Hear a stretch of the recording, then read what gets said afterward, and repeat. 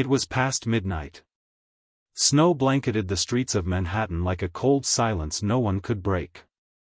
Most people had long gone home, safe behind their warm windows, lost in the comfort of soft blankets and central heating.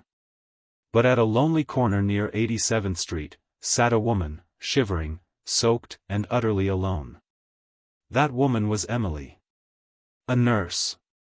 A caregiver. A woman who had just finished her third consecutive night shift at the city's busiest public hospital. Her coat was thin. Her gloves were lost. And the bus that was supposed to take her home had been delayed for over an hour. She hugged herself tightly, trying to stay awake, trying to stay alive in the brutal wind that whipped around her. She didn't cry, she was too tired to. But her body shook from exhaustion, from cold, and from something worse, hopelessness.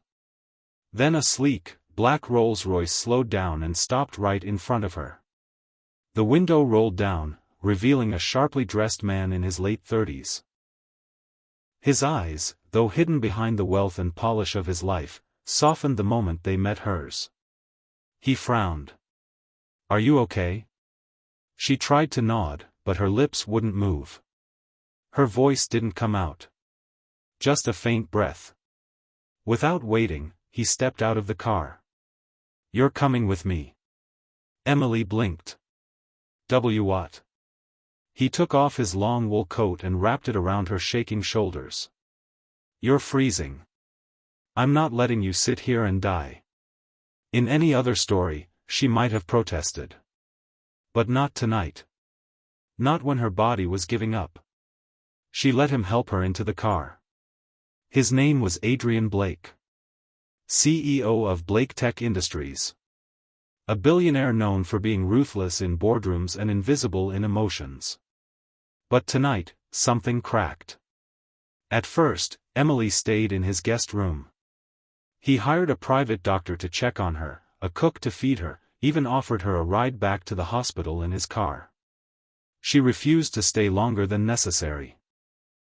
But then Adrian said something that stopped her in her tracks. "You saved lives. All night. In that chaos. And then you almost froze to death because the city couldn't even keep a bus on time."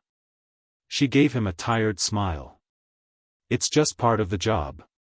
But Adrian couldn't forget the look in her eyes. He couldn't forget how she curled into his coat like it was the first warmth she had felt in years. He couldn't let her go. So he made excuses. Then offers. Then invitations. A week turned into 2. And slowly, Adrian found himself waking up early just to sit in the kitchen while she made tea. He started canceling boardroom meetings just to hear her laugh. She reminded him of a world he had left behind, a world of purpose, of selfless work, of quiet pain, and quiet strength. But Emily had a secret. The reason she took night shifts wasn't because of money alone, it was because she was hiding. From a past full of betrayal. From a man who had shattered her spirit and left her with nothing but debt and trauma. When she finally told Adrian, she expected him to pull away. Instead, he looked at her and said, "You've been running long enough. You're not alone now." But not everyone liked their story. Adrian's board didn't trust her. The media called her a gold digger. The internet twisted their story into something ugly. And one night, Emily packed her bag.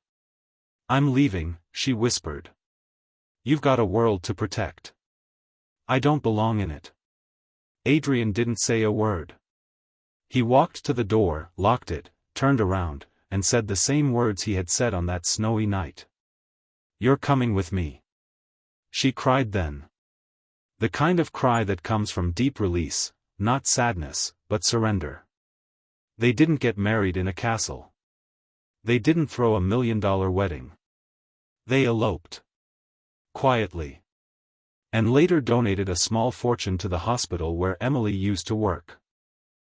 So no nurse would ever freeze waiting for a bus again. Emily started a foundation for healthcare workers. Adrian left his cold empire behind and began a new company, one that treated its employees like humans, not numbers.